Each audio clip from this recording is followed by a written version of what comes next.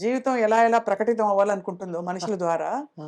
అన్ని గుణగణాలు సార్ మీకు. మరి ఎవరి ఇన్‌ఫ్లూయెన్సెస్ వల్ల మీరు తల్లిదండ్రులా? లేక మీరు అసలు చదివిన పుస్తకాలైనో? పుస్తకాలు కాదు. తల్లిదండ్రులు, హ్మ్. మా ఫాదరు హ్మ్. ఇద్దరు. మా ఫాదరు, మదరు. ఫాదరు చాలా సెన్స్ ఆఫ్ హ్యూమర్. హ్మ్. ఆయనిచ్చిన పెద్ద ఆస్తి అది. హ్మ్. అవును. మీరు ఆయన 84th ఇయర్‌లో he was being taken to an operation theatre. Hmm. కొంచెం డాక్టర్స్ అంతా వచ్చారు. ఆపరేషన్ థియేటర్‌కి వెళ్ళిపోతే అందరూ డాక్టర్స్ వచ్చారు. హౌ ఆర్ యూ అని అడిగారు. I am my age is against you. Hmm. But my sense of humour is with you. Go. అక్కడ కూడా జోకొచ్చేసాయండి అది. అది నేను కూడా చాలా మంది కోవిడ్ వచ్చింది నాకు.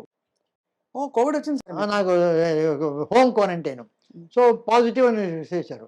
పాజిటివ్ తర్వాత వెంటనే ఇక్కడ తెలుసు కదా! సోషల్ మీడియాలో కోవిడ్ వచ్చిందనే ఇక్కడ కోవిడ్ వచ్చిందంటారు. హాస్పిటల్ అంటారు. సీరియస్ అంటారు. అంతే. నెక్స్ట్ ఈ రకంగా ఒక గంటలో హ్మ్. వెళ్ళిపోతుంది. సృష్టిస్తారన్నమాట. హ్మ్. కథా చర్చల్లో స్క్రిప్ట్‌లో వాళ్ళు పెట్టుకుంటే బ్రహ్మాండంగా చెప్తారు. అంతే. అంతే. సో, నేనైతే వెంటనే వీడియో ఇచ్చాను. హ్మ్. వీడియో ఇచ్చి ఫేస్‌బుక్‌లో అవతల వేశాను. ఏమిటంటే, ఇప్పుడే నేను పాజిటివ్ అని చెప్పి డాక్టర్ నాకు చెప్పారు కోవిడ్. నేను అడిగాను డాక్టర్ నేను చిన్నప్పటి నుంచి పాజిటివ్. ఇప్పుడు కొత్తగా పాజిటివ్ అంటున్నారేంటి? I am always positive. అంతే. Why are you talking positive అని ఇచ్చాను. దే ఆల్ ఇదేంటి ఇట్ట మాట్లాడుతుంటే కదా! ఏదో జాగ్రత్తగా I gave that. So, it was sir మీ సినిమాలో ఎన్ని సినిమాలున్నా కూడా కొన్ని మైల్‌స్టోన్ ఫిల్మ్స్ అన్ని అవి గుర్తుండిపోయిన సినిమాలు ఎప్పటికి నిలిచిపోతాయి. బికాజ్ ఫస్ట్ టైమ్ అలాంటి సాహసం, ప్రయోగం చేశారు. 'అపూర్వ సోదరులు' కావచ్చు, అవునవునవును.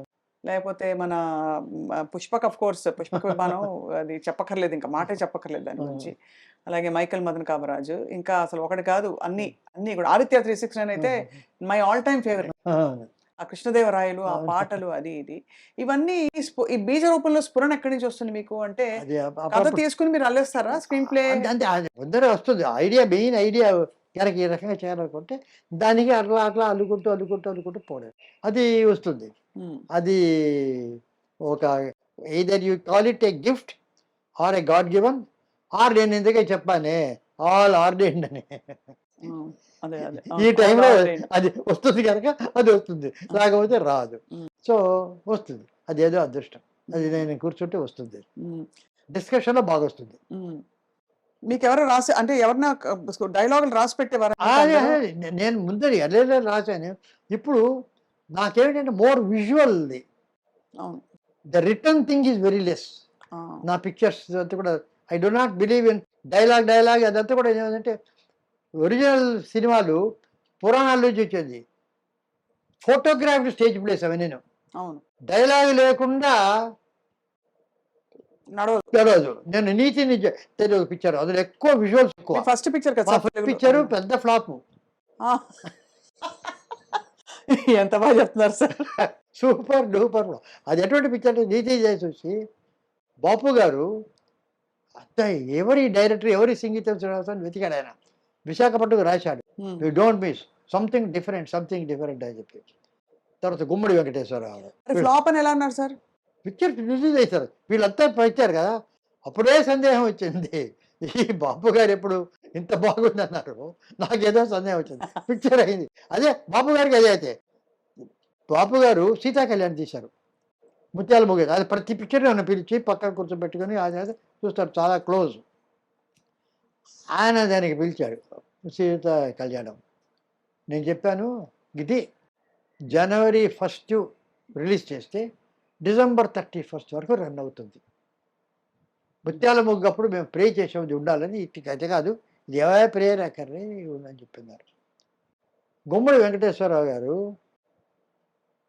ఆ పిక్చర్‌ని ఏదో కృష్ణా డిస్ట్రిక్ట్ ఏదో కొన్నారు. హ్మ్. హ్మ్. నేను పిక్చర్ చూసి ఈ మాట అన్నాను. ఎవరో ఆయన చెప్పారు గుమ్మడి వెంకటేశ్వరరావు. సంగీతం శ్రీనివాసరావు చెప్పారట ఈ రకంగా 1 ఇయర్ ఆడుతుందట. సంగీతం సార్ నిజంగా చెప్పారా? నిజంగా చెప్పారా అని సార్లు అడిగి ఎవరినో పిలిచి చంపేసాడు. ఓహ్! మీరు చెప్పారు కాబట్టి. అంటే మేము అదే మీరంతా మీ ఆలోచన. రాజులు ఆహా! ఈళ్ళు చెప్పారా బాగుందని. అయితే అంతే. సుమారుగా ఉందంటే దాని హిట్టే వేరు.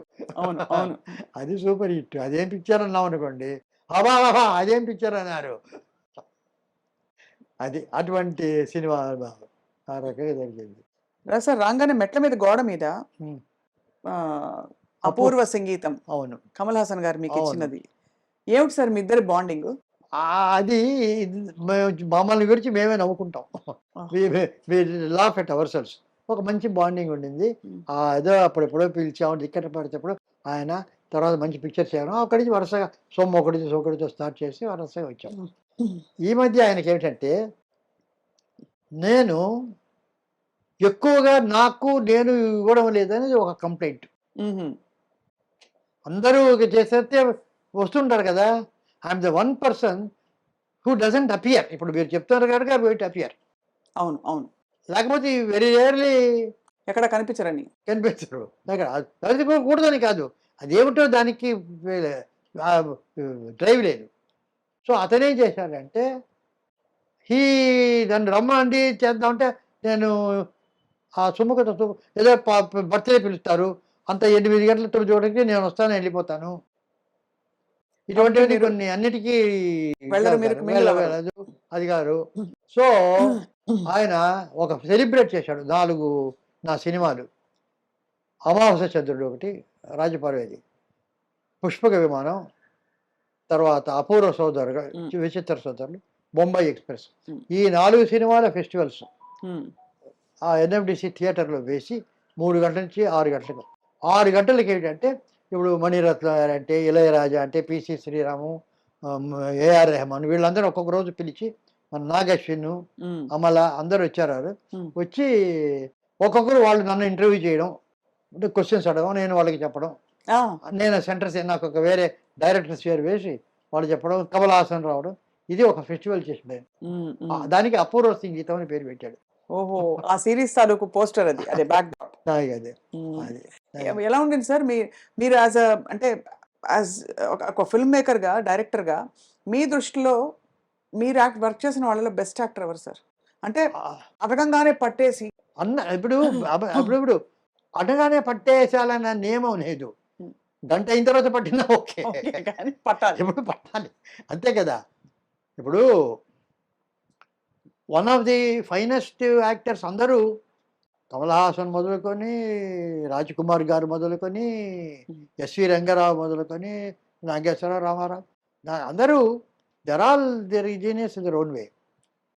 ఎస్వి రంగారావు మాయాబజార్లో ఒక స్క్రిప్ట్, ఘటోద్గజుడు వస్తాడు శశేఖర్ రూమ్లోకి తీసుకెళ్ళడానికి. అలా వెళ్ళి long shot of Ghatotkacha entering from left of the camera and stands before Sasireka's cot and sees. Cut. Low angle, close shot of Ghatotkacha seeing happily. ఇది షాట్, అది తీయాలి. సో నేను వెనక కూర్చున్నాను. అక్కడ ఘటోద్గజుడు వెంకటేశ్వర గారు, కేవీ రెడ్డి గారు కూర్చున్నారు. సార్ ఆయన సార్ అని పిలిచారు. ఇప్పుడు క్లోజప్ హ్యాపీ అన్నారు. అది కాదు, హ్యాపీ కాదు, ఆయన వేసి, ఆహా నా సోదరునికి తగిన కన్య అని డైలాగ్ ఉంది. నా సోదరునికి తగిన కన్య, ఆ సోదరునికి తగిన కన్య అనే డైలాగ్ చెప్పమన్నారు. నేను నా సోదరునికి తగిన కన్య అని విస్పర్ చెప్పాలా? రాక్షసుణ్ణి ఆహా నా సోదరునికి తగిన కన్య అన్నాడా? ఒక 3-4 విధాలుగా చెప్పి ఏ విధంగా నేను చెప్పాలి? ఇంత గొప్ప క్వశ్చన్ అది యాక్చువల్లీ. అదే స్టాల్వర్డ్స్ అని అడిగారంటే ఒక్కొక్కరు ఎటువంటి స్టాల్వర్డ్స్ అని చెప్తాను. సో అడిగాడు. అప్పుడు కేవీ రెడ్డి గారు ఆ డైలాగ్ రాసింది మీరు పలకడానికి కాదు, మీ మనస్సులో అనుకోవడానికి అన్నాడు. ఎందుకంటే పుట్టి హ్యాపీగా చూడమంటే, అలా చూసి అందులో అర్థం నా తమ్ముడికి ఎందుకు, నేనే చేసుకోవచ్చు కదా అంటే అనే అర్థం వస్తుంది. ముఖంలో పవిత్రత ఉండదు. పవిత్రత ఉండాలంటే మనస్సులో నువ్వు ఆహా నా తమ్మునికి సరి అయిన కన్య, తగిన కన్య అనుకుంటే mind will reflect the face. గొప్ప. సో నువ్వు మైండ్ పవిత్రంగా అనుకుంటే ఫేస్ వస్తుంది. ఉట్టి గివెన్ ఎక్స్ప్రెషన్, ఒక హ్యాపీ ఎక్స్ప్రెషన్, కోపంలో ఒక డైలాగ్ లోపల అనుకుంటే అప్పుడొచ్చే ఎక్స్ప్రెషన్ వేరు. ఆ! అంటే రాజు బ్యూటిఫుల్ ఎగ్జాంపుల్ ఆకాడు. అది నేను 'పుష్పక విమానంలో' చాలా సార్లు డైలాగ్‌లెస్ పిక్చర్ అనే పేరు. కానీ ఒక్కొక్క షాట్‌కి కొన్ని డైలాగులు ఒక్కొక్కప్పుడు చాలా సార్లు ఫీడ్ చేసి పెట్టేవారు ఫీడ్ అంటే చేసి పెట్టేవాడు. backdrop లో ఇది ఆ! అవుతుంది. చేసి వాడిని అనుకోమనేవాడు. 'టిను ఆనంద్' ఆ!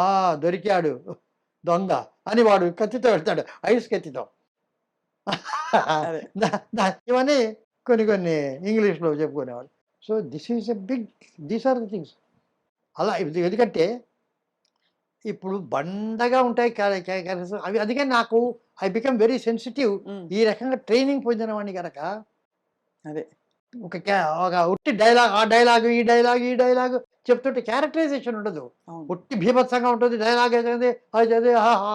ఇవే ఉంటుంది కానీ దేర్ ఇస్ నో సెన్సిటివ్. ఇప్పుడు 'ఒథెలో' ఆర్సన్ వెల్సన్ చాలా కాలం ముందు తీశారు. అద్భుతంగా జెలసీ. అతను భార్య అంటే ఎవరినో అతను అనుమానం. చాలా మంచి అమ్మాయి. అతనికి జెలసీ అని చెప్పి ఈర్ష్య. అది అయిపోయింది.